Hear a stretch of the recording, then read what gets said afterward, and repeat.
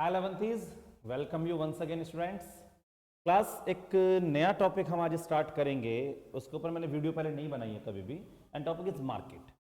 Market आपका एक बहुत इंपॉर्टेंट टॉपिक है जो एग्जाम में अराउंड 10 मार्क्स तक की कवरेज लेकर आएगा, जिसमें आपके सिलेबस में आपको पता भी परफेक्ट कॉम्पिटिटिव एक मार्केट रह गई है, तो परफेक्ट कंपटीशन के बारे में पढ़ेंगे। आई विल ट्राई कि उसके साथ में मैं दोनों मार्केट आपको समझा दूं कि क्या होती हैं। 2 3 4 मार्केट है हमारे पास है, perfect competition, monopoly, monopolistic competition and oligopoly. तो मैं साथ में कोशिश करूंगा कि मैं उनके आपको पॉइंट्स क्लियर कर दूं और रेस्ट हम आगे बात करेंगे, ठीक है। और चैप्टर से जो इंपॉर्टेंट क्वेश्चन है वो भी आपको बता दिए जाएंगे पहले क्या क्या है, उन चीजों का आप अच्छे से पढ़ के रखना। And that video will help you a lot आपके 10 मार्क्स के लिए। मैं इंश्योर कर रहा हूं कि आपको सिखा देगा 10 मार्क्स। और अराउंड इस टॉपिक पे हम 2 या 3 वीडियो बनाएंगे, क्योंकि एक ही वीडियो बहुत बड़ा हम नहीं करेंगे। और अराउंड 3 वीडियो हमारा 1 घंटा समथिंग के आसपास का हम कोशिश करेंगे खत्म हो जाए। तो स्टार्ट कर रहे हैं आज का पहला कंटेंट हम अपना। तो चैप्टर का नाम है मार्केट। मार्केट और इसी के साथ में हम लेंगे डिटर्मिनेशन ऑफ प्राइस, क्योंकि कंप्लीट ही यूनिट है हमारे पास ही। तो अगर इस चैप्टर से मैं आपके लिए इंपॉर्टेंट क्वेश्चन की बात करूं इन योर एग्जाम्स, तो सबसे पहले तो आपको फीचर्स पढ़ने हैं, features of perfect competitive market. Perfect competitive market के फीचर्स एंड देयर इम्प्लीकेशंस, और उनकी इम्प्लीकेशंस, उनके प्रभाव क्या हैं, उनके इफेक्ट क्या हैं। ठीक है सर। दूसरा आप पढ़ोगे इक्विलिब्रियम प्राइस। इक्विलिब्रियम प्राइस का चेन इफेक्ट वाला क्वेश्चन। बेटा इसके ऊपर बहुत सारे क्वेश्चन हैं, आप सारे ही पढ़ेंगे, चेन इफेक्ट वाला क्वेश्चन। और तीसरा इसमें से जो आपको लग रहा है वो है price ceiling and price flooring. ये भी एक इंपॉर्टेंट कंटेंट में है। तो मेजरली इन 3 चीजों के साथ हमारा कुछ रहेगा। ये अपने आप में इसमें पूरा टॉपिक है, जो टॉपिक है ये अपने आप में पूरा टॉपिक है, बहुत बड़ा सा इसका हिसाब किताब है। और इसी से समवेयर लिंक है प्राइस सेलिंग, ठीक है। तो मार्केट परफेक्ट कंपटीशन के फीचर्स हम अच्छे से पढ़ेंगे। तो ये हमारे फ्रीक्वेंटली आस्क्ड क्वेश्चन भी कह सकते हैं आप इन्हें, जो आप एग्जाम में बार बार देखते हैं। तो मैं स्टार्ट कर रहा हूं बच्चे आज के कंटेंट। हम शुरुआत कर रहे हैं सबसे पहले तो with the term of market. आप लोगों ने सुना होगा मार्केट वर्ड, मार्केट क्या है। देखो मार्केट हिंदी में तो पता ही है बाजार है। अब मैं आपसे पूछूं भाई मार्केट क्या है, तो आप क्या बोलेंगे मार्केट। शायद आपको सर कोई जगह जहां पर सामान वगैरह मिलता है उसे मार्केट कहते हैं यूजुअली। लेकिन क्या मार्केट सच में वही है? क्या मार्केट आज के डेट में एक जगह बन के रह गई है? बेटा टुडेज एरा, आज के टाइम में तो मार्केट एक जगह नहीं है। मार्केट एक स्ट्रक्चर बन चुका है, एक संरचना है जिसमें बायर एंड सेलर एक दूसरे से इंटरेक्ट करते हैं। बायर और सेलर एक दूसरे के कांटेक्ट में आते हैं सेल परचेज करने के लिए। क्या आज के डेट में आप घर बैठे शॉपिंग नहीं कर सकते हैं? Amazon वगैरह ऑनलाइन शॉपिंग आपको प्रोवाइड नहीं कराते हैं? तो कहां है ऐसा कि आज के डेट में आप किसी जगह पर जाएंगे तो ही सामान लेके आएंगे? आप बताओ कौन सी चीज ऐसी जो ऑनलाइन नहीं मिलती आपको? सब कुछ मिल सकता है। तो मार्केट क्या है? Market refers to a structure, market एक स्ट्रक्चर है where buyer and sellers of commodity, जहां पर बायर और seller interact with each other, एक दूसरे से इंटरेक्ट करते हैं, कांटेक्ट करते हैं फॉर मेकिंग ट्रांजैक्शंस, ट्रांजैक्शन करने के लिए, relating to sale and purchase of commodity, commodity को खरीदने और बेचने के लिए। तो you got it, what is market? आप बोलोगे सर मार्केट एक स्ट्रक्चर है जिसमें बायर और seller, through which buyer and seller interact with each other for making transaction relating to sale and purchase. तो market is not a particular place, कोई जगह नहीं है market. It is an structure, it is a structure, एक structure है where buyer and seller interact, and the means of communication may be any means of communication. It may be telephone communication, it may be via internet, it may be any kind of communication way, कुछ भी हो सकता है उनका। बस क्या है, एक दूसरे से कंटैक्ट करेंगे वो ट्रांजैक्शंस करने के लिए। डन, ठीक है सर। मार्केट में सबसे पहला असेंशियल चीज मार्केट की क्या है कि मार्केट में कंपटीशन होना चाहिए। मार्केट तभी है जब कंपटीशन है। हम सबके गांव वगैरह होते हैं और गांव में हम जब सामान लेने जाते हैं हम कहते हैं भैया उसकी राधे की दुकान से वो सामान ले आना। राधे की दुकान से सामान लेना मतलब, क्योंकि गांव में पर्टिकुलर एक आध शॉप होती है, बहुत सारी दुकानें नहीं होती हैं गांव में, तो मार्केट नहीं जाते। लेकिन अभी आप यहीं से थोड़ा सा दूर जाओगे सरोजनी नगर, बस सरोजनी नगर मार्केट आए हुए हैं, क्योंकि सरोजनी मार्केट में आपको मार्केट वाले का नाम नहीं पता, वहां तो बहुत सारे सेलर्स बैठे हुए हैं भैया। तो जहां पर नंबर ऑफ सेलर है वहां कॉम्पिटिशन है। तो मार्केट क्या है? सबसे पहली चीज कॉम्पिटिशन होता है, बायर एंड सेलर होने चाहिए, कमोडिटी होनी चाहिए और एक नेटवर्क, एक एरिया होना चाहिए। तो मार्केट के 4 एसेंशियल पॉइंट है। एक एरिया होगा, एक बायर एंड सेलर होंगे, यानी कि कंपटीशन और वहां पर कमोडिटी का होना जरूरी होता है। तो आपको मार्केट पता चल गया। अब हम एक बार नोट्स में चेक करेंगे क्या जो मैं बोल रहा हूं मार्केट वही है। Just check it once.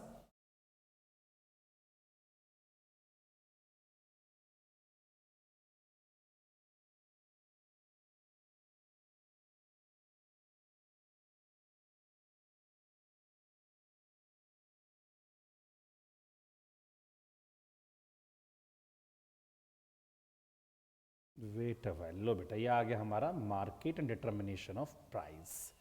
तो अब हम बात करेंगे इस मार्केट के साथ जी। तो थोड़ा सा जरा ध्यान से समझेंगे इस बात को, क्या कहना चाह रहा है मार्केट आपसे, क्या कह रहा है ये? Market refers to a structure, कह रहा है market refers to a structure where buyer and seller of the commodity, जहां पर buyer and seller of the commodity interact with each other, एक दूसरे से इंटरैक्ट करते हैं, एक दूसरे से इंटरैक्ट करते हैं for making transaction relating to sale and purchase, sale और परचेज करने के लिए। एसेंशियल है, मैंने बोला market is not a particular place, market कोई पर्टिकुलर प्लेस नहीं है, इट इज अ स्ट्रक्चर, ये एक स्ट्रक्चर है through which buyer and seller contact with each other, use any means of communication, चाहे लेटर है, चाहे फोन है, चाहे इंटरनेट है, वो कोई भी तरीका उनका हो सकता है मींस ऑफ कम्युनिकेशन। तो मार्केट की सबसे पहली चीज क्या है? एरिया। मार्केट में एक डिफाइंड एरिया होता है, एक नेटवर्क होता है मार्केट में। दूसरा क्या है? Buyer and sellers, buyer and seller should be in contact with each other, buyer और सेलर एक दूसरे के कांटेक्ट में आने चाहिए। और तीसरा, अब देखो एक बात और लिखी है मैंने, however contact does not mean physical presence, contact का मतलब ये नहीं कि फिजिकली प्रेजेंट हो उनकी, भैया घर बैठ के ऑनलाइन शॉपिंग करो आप, कोई दिक्कत थोड़ी है किसी को। तीसरा कमोडिटी, भाई मार्केट है तभी तब सामान है कुछ बेचने या खरीदने के लिए। And the last is competition, competition तभी होता है जब नंबर ऑफ सेलर्स होते हैं, जब तक नंबर ऑफ सेलर बायर नहीं होंगे तो कंपटीशन कैसा? सिंगल बायर को मार्केट नहीं कहा जाता, सिंगल सेलर को मार्केट नहीं कह सकते। तो ये बात आपको समझ में आ गई होगी होपफुली, ठीक है। चलिए आगे बढ़ाएंगे अपनी बात को वापस से। तो ये हमने पढ़ लिया कि मार्केट क्या है, मार्केट के एसेंशियल क्या है। अब अपने वापस पॉइंट पर आते हैं। चलिए जी चेक करेंगे इसमें। अब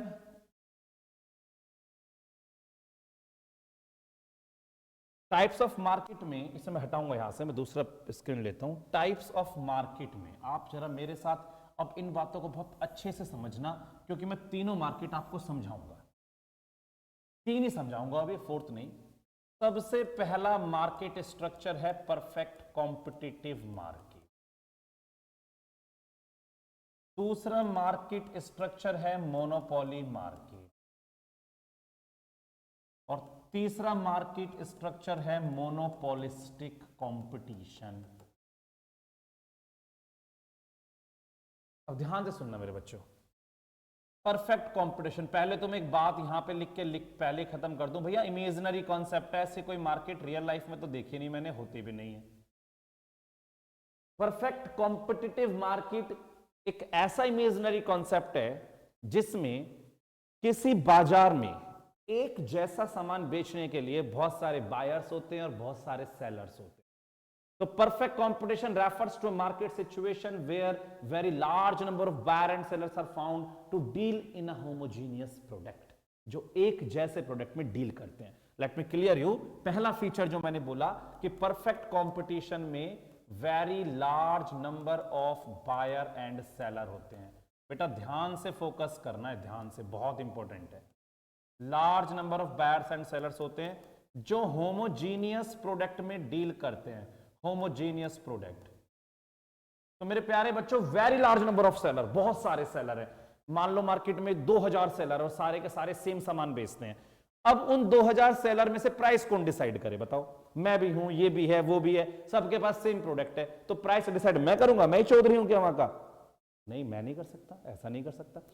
एक सिंगल फर्म होती है, मेरी फर्म है, उनकी फर्म है, लेकिन बहुत सारे फर्म जो 2000 सेलर हैं ये मिलके इंडस्ट्री बनाते हैं। तो single firm is firm and बहुत सारी फर्म मिलके क्या बनाती हैं? इंडस्ट्री। तो ऐसे केस में प्राइस मैं इंडिविजुअली डिसाइड नहीं करूंगा, हम लोग सारे मिलकर प्राइस को डिसाइड करेंगे, हम लोग सारे मिलकर प्राइस को डिसाइड करेंगे, और every seller, every buyer has to accept the same price which is determined by the industry. जो सबने मिलकर डिसाइड किया है वही प्राइस मार्केट में प्रिवेल होगा, उसे चेंज नहीं कर सकता कोई भी।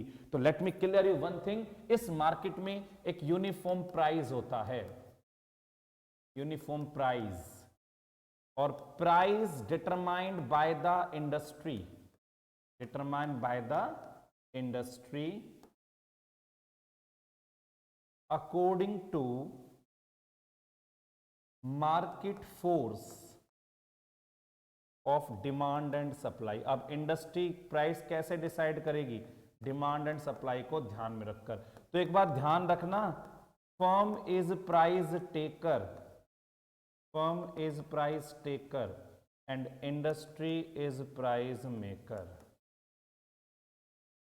firm is price taker and industry is price maker।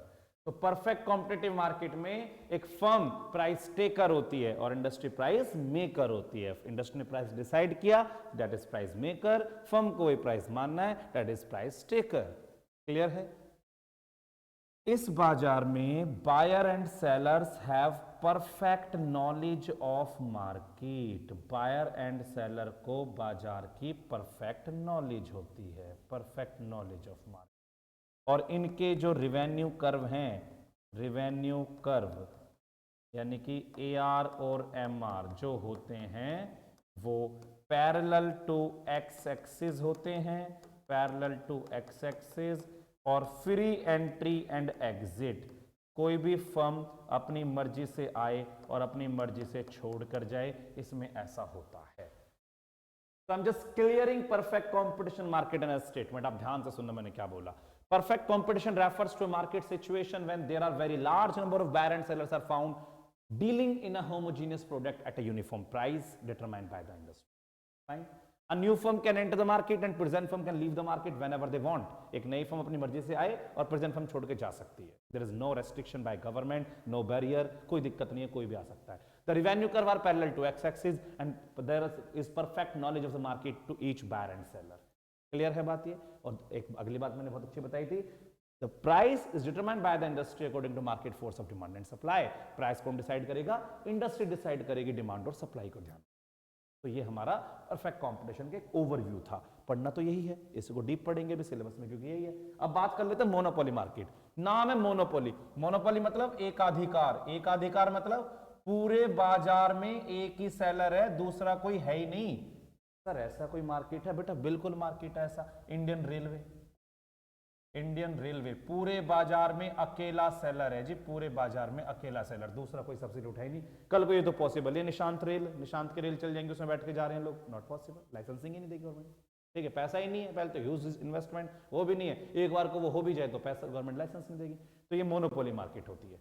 तो मोनोपोली मार्केट में पूरे बाजार में सिंगल सेलर है, perfect control over price and supply, जिसका प्राइस और सप्लाई पर पूरा कंट्रोल है, खुद ही डिसाइड करेगा सब कुछ। नो क्लोज सब्सटीट्यूट, मार्केट में सब्सटीट्यूट अवेलेबल नहीं है क्योंकि अकेला सेलर है। दूसरा भाई साहब प्राइस डिस्क्रिमिनेशन है इनके यहां पर, कीमत विभेद करते हैं ये लोग, लोगों के साथ प्राइस को लेकर डिस्क्रिमिनेशन करते हैं। तीन तरह से डिस्क्रिमिनेशन करते हैं, एक तो यूज प्राइस डिस्क्रिमिनेशन, एक प्लेस प्राइस डिस्क्रिमिनेशन और एक पर्सनल डिस्क्रिमिनेशन। मैं यहां पर लिखूंगा तो नहीं, आपको समझा रहा हूं बस। यूज प्राइस डिस्क्रिमिनेशन, जैसे आपने देखा इलेक्ट्रिसिटी डिपार्टमेंट, मोनोपोली होते, लाइट तो गवर्नमेंट का वही बंदा देगा जो गवर्नमेंट ने इसको दे रखा है। यूज प्राइस, मेरे एकेडमी का बिल थोड़ा लाइट का महंगा आता है लेकिन डोमेस्टिक वालों का लाइट का बिल सस्ता है क्योंकि मेरा लाइट का बिल है कमर्शियल पर्पस के। तो यूज के हिसाब से अलग अलग हो गया, जो कमर्शियल यूज करते हैं वो महंगा देंगे और जो घर में यूज करते हैं सस्ता देंगे। तो पहला भेदभाव हुआ यूज प्राइस डिस्क्रिमिनेशन। दूसरा प्लेस प्राइस, गांव में लाइट सस्ती, शहरों में लाइट महंगी, तो प्लेस के हिसाब से डिस्क्रिमिनेशन हो गया। और तीसरा क्या है? Personal discrimination. रेलवे वाले क्या करते हैं, बूढ़ों से थोड़ी सस्ती टिकट लेते हैं, जो ओल्ड एज होते हैं, यंग से थोड़ी महंगे लेते हैं, बच्चों का कुछ और हिसाब होता है। तो हो गया पर्सनल के हिसाब से डिस्क्रिमिनेशन। तो ये होता है price discrimination. Clear? Yes sir. इसमें जो प्राइस फर्म खुद डिसाइड करती है, डिटरमाइंड बाय फर्म, क्योंकि खुद ही इंडस्ट्री और खुद ही फर्म है, और इनके जो AR और MR हैं वो डाउनवर्ड स्लोपिंग है, डाउनवर्ड स्लोपिंग, क्योंकि ये अपनी सेल को बढ़ाने के लिए प्राइस को कम करते हैं, अपनी सेल को बढ़ाने के लिए प्राइस को कम करते हैं। और जी एक बहुत अच्छा पॉइंट है, पॉइंट ये है no entry of new firm, या डिफिकल्ट एंट्री बोल दो आप, कि कोई नई फर्म सर आसानी से आ नहीं पाएगी। तो ये है हमारा मोनोपोली मार्केट के बाद। सर अगला monopolistic competition. Next monopolistic competition, large number of buyer and seller. बहुत सारे बायर हैं, बहुत सारे सेलर हैं, लेकिन इतने भी नहीं जितने परफेक्ट कंपटीशन में थे, और एक भी नहीं, मतलब उसके बीच के स्टेज है 8-10 seller buyer. Just like example दे दूं, शैम्पूज हो गए हमारे यहां पर, हेयर ऑयल हो गए, डिओड्रेंट हो गए, साबुन हो गए, ये सब इसी के एग्जांपल है ना। तो large number buyer and seller. Imperfect knowledge, sir आपको नहीं पता मार्केट में कितने शैम्पू आते हैं, एक अभी हेयर स्पेशलिस्ट के पास चला जाओ, हर बार नया कुछ बता देगा। इम्परफेक्ट नॉलेज, आपको ये पता है कितने साबुन आते हैं, आपको ये भी नहीं पता होगा कि कितने डिओड्रेंट आते हैं, तो ये आप सब नहीं जानते, आपको पूरी नॉलेज नहीं है बाजार की क्या है, तो इम्परफेक्ट नॉलेज होती है। सब्सटीट्यूट अवेलेबल है, सब्सटीट्यूट अवेलेबल होती है इसमें, क्योंकि अगर आप एक साबुन यूज नहीं करोगे दूसरा कर लो। हाँ, प्रोडक्ट डिफरेंशिएशन होती है, प्रोडक्ट डिफरेंशिएशन, ध्यान से पढ़ना है हमें। प्रोडक्ट डिफरेंशिएशन मतलब इनमें जो सामान बिकता है वो size, shape, colour, quality, brand में अलग अलग होता है, and people prefer them according to the brand name. जैसे मेरे घर में लाइफ बॉय साबुन आ रहा होगा, आपके घर में ब्रीज आ रहा होगा, किसी के यहाँ पियर्स आ रहा होगा, किसी के हेड एंड शोल्डर भी आ रहा होगा, किसी के वाइल्ड स्टोन आ रहा होगा, तो सबके यहाँ अलग अलग कैटेगरी आती हैं, और हर एक साबुन या हर एक शैम्पू अपने आप में साइज, शेप, कलर, क्वालिटी में अलग अलग है, एंड हम उनको उनके ब्रांड नेम से प्रेफर करते हैं। तो प्रोडक्ट डिफरेंशिएशन इस मार्केट में आपको मिलेगा, बिल्कुल मिलेगा। सर सेलिंग कॉस्ट एक बड़ा रोल प्ले करती है। सेलिंग कॉस्ट मतलब एडवर्टीजमेंट, मैंने बड़े अच्छे से समझाया था आपको। अगर कैटरीना कैफ जब सिलाई से माजा का ऐड करेगी और उसके होठ पर गिरे कि वो लिम्का से सिलाई से माजा तक होठ पे नहीं गई, तो बिकेगी कैसे? तो ऐड तो कैटरीना ही करना है, उस ऐड से तो बिकेगा, क्योंकि कैटरीना वहां पे आ गई है। तो जब उसके ऐड से तो हमें पता चलता है प्रोडक्ट आ गया। या मार्केट में हेमा रेखा, जया सुषमा गाड़ी को धक्का नहीं लगाएंगी तो निरमा का पता कैसे चलेगा मार्केट में आया? तो मार्केट का पता कैसे चलता है? ऐड से पता चलता है सर। तो इनको अपने यहाँ पर सेलिंग कॉस्ट का बहुत बड़ा रोल है, इनके यहाँ पर एडवर्टीजमेंट का बड़ा रोल है। They create an artificial superiority in the mind of buyer कि भैया प्रोडक्ट खरीद लो। जब आईफोन का भी लॉन्च होता है ना नया, तो उसे पानी में फेंक फेंक के दिखाते हैं, ठीक है, तो उसमें लगता है लोग बड़ा तगड़ा है, उसकी वीडियो क्वालिटी दिखाते हैं, तो वो जो एडवर्टीजमेंट देख कर ऐसा बना देते हैं, ले लो ये फोन तो मतलब ऐसा है। तो एडवर्टीजमेंट एक आर्टिफिशियल सुपीरियरिटी बना देता है बायर के माइंड में कि ये चीज लेंगे यार हम। तो यही होता है, इनको सेलिंग कॉस्ट का बहुत बड़ा रोल है इनके यहाँ पर। इनके AR/MR भी डाउनवर्ड स्लोपिंग होते हैं, क्योंकि भाई ये भी अपनी सेल को बढ़ाने के लिए प्राइस को कम करते हैं। आपने नोटिस भी क्या होगा, लक्स साबुन 10 रुपए का एक है, 3 पे टेप लगा के 30 को काट के 27 कर देते हैं, ऐसे होता है। ऐसा प्राइस को कम करते हैं सेल को बढ़ाने के लिए, इनके यहाँ भी होता है। हाँ सर, बात तो ठीक है। Free entry and free exit, कोई भी नई फर्म अपनी मर्जी से आए और अपनी मर्जी से जा सकती है। और limited control over price, limited control over price. हालांकि लक्ष्य अपना प्राइस खुद ही डिसाइड करता है, लेकिन फिर भी दो चीजें बेचारे को देखनी पड़ेंगी। क्या? एक तो सब्स्टिट्यूट का प्राइस कि बाकी साबुन कितने के हैं, और दूसरा कंज्यूमर के प्रेफरेंस,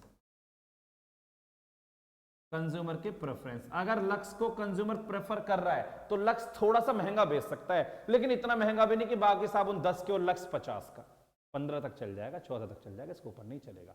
तो जब मार्केट में भी तो ऐसे करता हूं, मार्केट में जब अपनी फीस डिसाइड करता हूं तो मैं क्या देखता हूं कि भैया मेरे बाकी सब्स्टिट्यूट टीचर जो यहाँ पे मार्केट में और सब्जेक्ट पढ़ा है वो क्या फीस ले रहे हैं, और दूसरा मुझे बच्चे पसंद कर रहे हैं नहीं कर रहे हैं। अगर मुझे बच्चे पसंद कर रहे हैं तो मैं थोड़ी सी फीस बाकी से ज्यादा ले सकता हूं, कंज्यूमर प्रेफरेंस।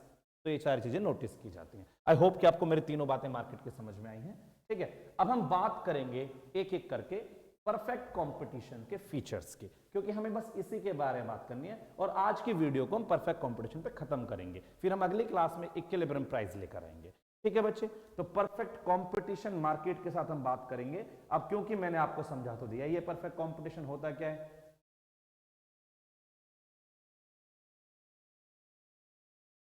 लो जी, अभी मैंने आपसे बात करी थी परफेक्ट कंपटीशन मार्केट की।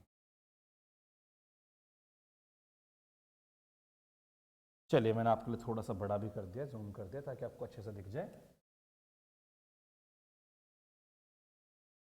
लो जी, मैंने क्या बताया था, परफेक्ट कंपटीशन एक ऐसी मार्केट सिचुएशन है जिसमें बहुत सारे बायर्स होते हैं, बहुत सारे सेलर्स होते हैं, जो एक होमोजीनियस प्रोडक्ट में डील करते हैं। इंडस्ट्री प्राइस डिसाइड करती है। कोई भी सेलर अपने प्राइस, अपने एक्शन से या अपने इफेक्ट से मार्केट प्राइस को इन्फ्लुएंस नहीं कर पाएगा, क्योंकि फर्म प्राइस मेकर टेकर है, इंडस्ट्री प्राइस मेकर है। डन है बात ये, और कोई भी आए कोई भी जाए, देयर इज नो रेस्ट्रिक्शन। हम एक एक करके सारी बातें करेंगे। Let we have the definition first. Perfect competitive refers to a market situation in which there are large number of buyer and seller, and we must say there are very large number of buyer and sellers. There are very large number of buyer and sellers dealing in a homogeneous product at a fixed price determined by the industry. जो एक homogeneous product में deal करते हैं और जो price है वो industry ने डिटरमाइन किया हुआ है। ठीक है sir. There is free entry and free exit. ये exit है। There is free entry and free exit. कोई भी फर्म अपनी मर्जी से आए, कोई भी छोड़ के जाए, कोई दिक्कत नहीं है। No seller can influence the market price by his independent action. कोई भी सेलर प्राइस को इन्फ्लुएंस नहीं करेगा, because a firm is only price taker and industry is price maker. क्योंकि एक फर्म केवल प्राइस टेकर है और इंडस्ट्री प्राइस मेकर है, ये हमने पढ़ा था। अब करेंगे बात, पहले 4 फीचर्स मेरे नोट्स में सर जो भी हैं, इसमें से एक पक्का आएगा 3 से 4 नंबर का। Large number of buyer and seller. मैंने बोला था इन परफेक्ट कॉम्पिटेटिव मार्केट, मेरी लाइन सुनना बेटा ध्यान से। In perfect competitive market there are very large number of buyer and sellers and their actions are ineffective. उनके जो एक्शंस है वो इनइफेक्टिव हैं। They can not influence the market price. वो प्राइस को इन्फ्लुएंस नहीं कर सकते हैं। इंप्लीकेशन क्या कहती है, प्रभाव क्या कहता है, number of seller is so large that each seller sells a very insignificant portion of total market supply। मतलब नंबर ऑफ सेलर इतने सारे हैं कि एक सेलर, मैंने बताया 2000 सेलर हैं, तो उनमें से एक सेलर पूरी मार्केट का छोटा सा पार्ट बेचता है। तो जो बंदा छोटा सा पार्ट बेच रहा है वो प्राइस को कैसे छेड़ सकता है, कैसे इन्फ्लुएंस करेगा। मान लो आधी से ज्यादा, मान लो मार्केट में 5-6 सेलर हैं और आधी से ज्यादा सप्लाई मैं करता हूं, तो फिर तो मैं राजा हूं वहां का, फिर तो मैं प्राइस अपने आप डिसाइड करूंगा। लेकिन मैंने क्या बोला, number of seller is so large that each seller sells a very insignificant portion of total market supply. तो in such case no single seller can influence the market price by his independent action. Similarly, number of buyer is too large and individual buyer cannot influence the market price by his action. तो क्या होगा ऐसे case में, जब seller भी price को नहीं छेड़ सकता, बायर भी प्राइस को नहीं छेड़ सकता, तो price is determined by the industry according to market force of demand and supply. Industry decide करेगी और every firm, every buyer has to accept the same price which is determined by the industry. तो market में क्या होता है, uniform price. Uniform price मतलब एक ही प्राइस रहेगा, वो मार्केट में प्रिवेल होगा। तो let we have a look. So in perfect competitive market there are very large number of buyer and sellers.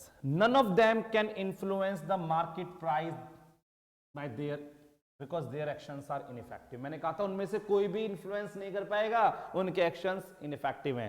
So price is determined by the industry. तो price कौन decide करेगा, industry decide करेगी। Done है sir.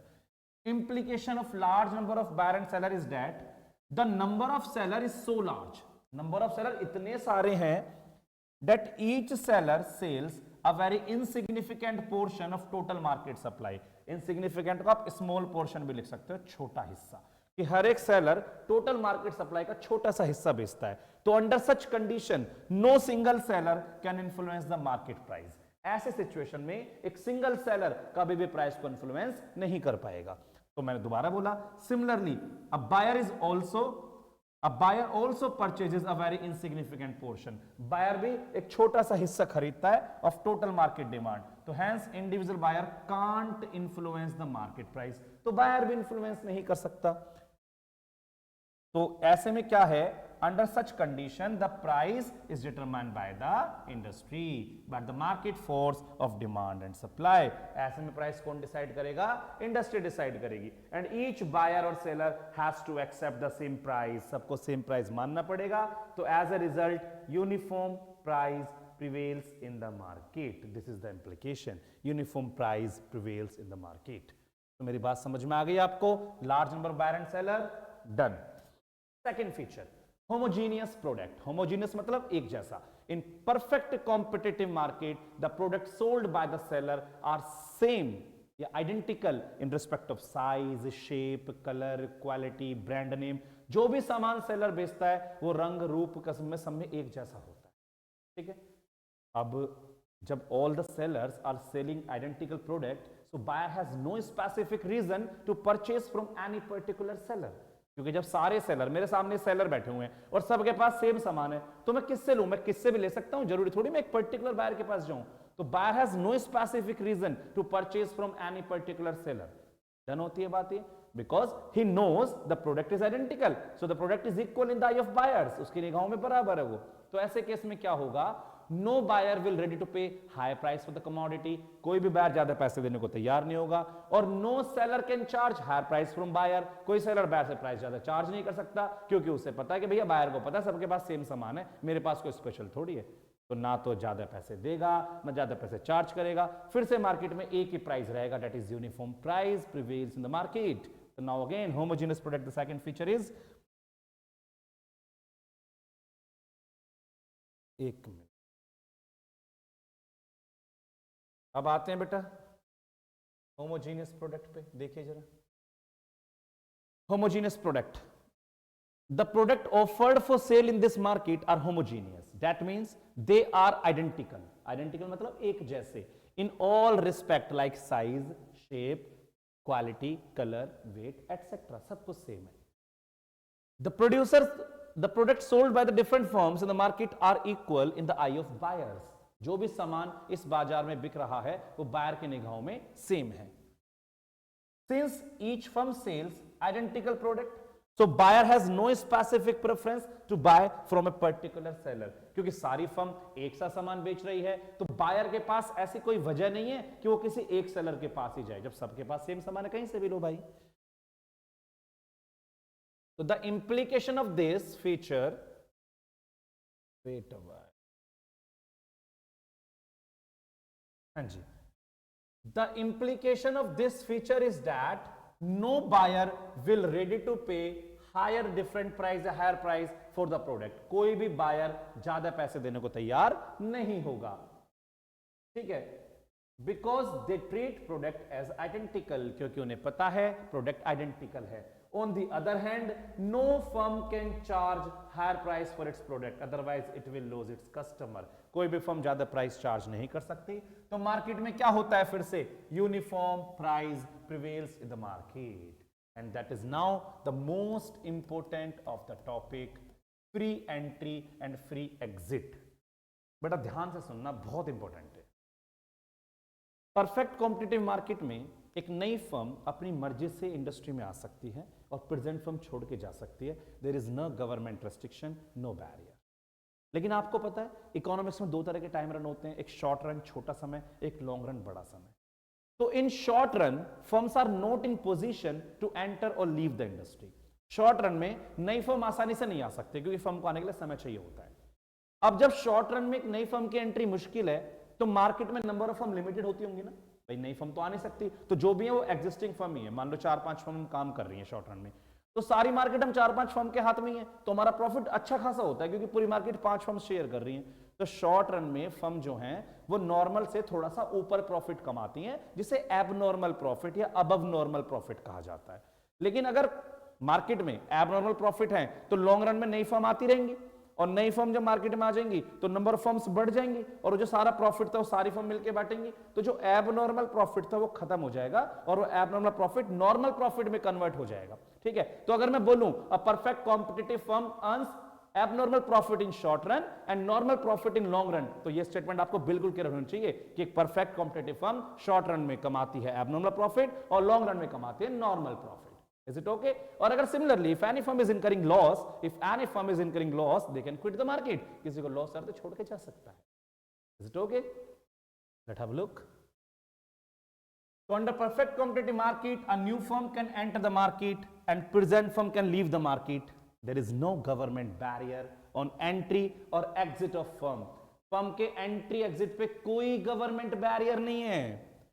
However, entry of new firm and exit of old firm is possible only in long run। वो कह रहा है हालांकि एक नई फर्म की एंट्री और एक ओल्ड फर्म का एग्जिट केवल लॉन्ग रन में ही पॉसिबल है, because in short run firms are not in position to enter and leave the industry. क्योंकि शॉर्ट रन में फर्म इस पोजीशन में नहीं होती है वो इंडस्ट्री में एंटर और लीव कर सके। So a perfect competitive firm earn above abnormal profit in short run, that means abnormal profit in short run। a perfect competitive firm earn abnormal profit in short run। One marker में भी पूछ सकता है ये। But in long run if the firms are earning abnormal profit, लेकिन अगर long run में हमें दिख रहा है कि फर्म्स को एबनॉर्मल प्रॉफिट हो रहे हैं तो new firm will enter the market. नई फर्म बाजार में आ जाएंगी और उस प्रॉफिट को शेयर करेंगी तो फिर नॉर्मल प्रॉफिट बन जाएगा। Similarly if firm incurs loss then they can quit the market. अगर किसी को लॉस हो रहा है तो बाजार को छोड़ के चली जाएगी। तो it means a perfect competitive firm earns only normal profit in long run. I hope मेरी बात समझ में आ रही होगी। And the next is perfect knowledge. ये फोर्थ है जी, इससे खास बस इसके बाद तो नॉर्मल पढ़ने हैं, इंपॉर्टेंट में फोर्थ ही है perfect knowledge. Perfect competitive market में buyer and seller must have the perfect knowledge of market. Buyer को पता है कि सेलर के पास जो सामान है उसकी टेक्निक वगैरह सब कुछ सेम है, सब सेम क्वालिटी का है, और सेलर भी जानता है कि भैया बायर को पूरी नॉलेज है मार्केट कंडीशन की। तो ना तो सेलर ज्यादा प्राइस चार्ज करेगा ना बायर ज्यादा पैसे देगा, तो फिर से मार्केट में यूनिफॉर्म प्राइस प्रिवेल हो जाएगा। सर चेक कराएंगे प्लीज। देखो, the buyer and seller must have the perfect knowledge of existing market conditions. Buyer और सेलर को बिल्कुल पता होता है मार्केट के बारे में with respect to market price and quality of the product, के भैया प्राइस क्या है और क्वालिटी क्या है प्रोडक्ट की। With perfect knowledge, no buyer could be charged a higher price than the market price। कोई भी बायर मार्केट प्राइस से ज्यादा प्राइस चार्ज नहीं करेगा। Similarly no seller would lose by selling a price less than market price. कोई भी seller पर नुकसान में नहीं जाएगा कम में बेच के। तो in this way perfect knowledge ensures a uniform price in the market. इसका मतलब मार्केट में यूनिफॉर्म प्राइस रहे। तो पहले चार फीचर्स आपको समझ में आने चाहिए। हम आगे बढ़ते हैं।